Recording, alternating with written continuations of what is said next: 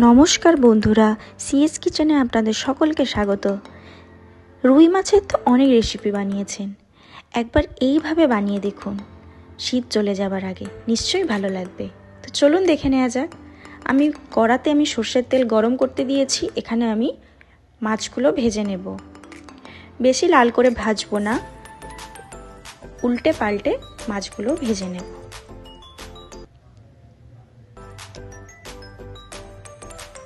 তো দেখুন মাছগুলো আমার ভাজা হয়ে গেছে। এবার ওই একই তেলে আমি একটা শুকনো লঙ্কা, 3টে এলাচ, একটা দারচিনির টুকরো আর গোটা জিরে ফোড়ন দিয়ে দেবো। ফোড়নটা একটু হয়ে গেলে আমি এখানে স্লাইস করে কেটে রাখা পেঁয়াজগুলো দিয়ে দিলাম, দিয়ে ভালো করে ভেজে নেব। এখানে একটা পেস্ট বানাবো।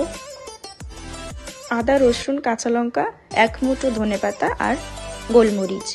এখানে আমি পেঁয়াজের ওপরে লবণ দিয়ে দিলাম, হলুদ দিয়ে দিলাম, লঙ্কার গুঁড়ো দিয়ে দিলাম, দিয়ে যে পেস্ট করে রেখেছিলাম সেই পেস্টটা আমি এখানে দিয়ে দিলাম, দিয়ে ভালো করে একটু নাড়িয়ে চাড়িয়ে মশলাটাকে কষিয়ে নেব। এবার দিয়ে দেবো ফেটিয়ে রাখা টক দই।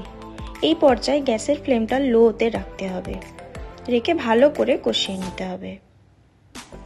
ব্যালেন্স করার জন্য আমি চিনি দিয়ে দিলাম, দিয়ে আমি এখানে পরিমাণ মতো জল দিয়ে দেব। জলটা ফুটে উঠলে ভেজে রাখা মাছগুলো দিয়ে দেব।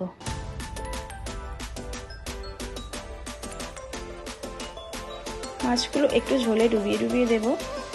5 মিনিট রেখে দিলেই কিন্তু আমার মাছের রেসিপিটা একদম রেডি। এর ওপর দিয়ে আমি গরম মশলার গুঁড়ো দিয়ে দিলাম। ব্যাস, খাওয়ার জন্য আমাদের কিন্তু রুই মাছের রেসিপিটা একদম তৈরি।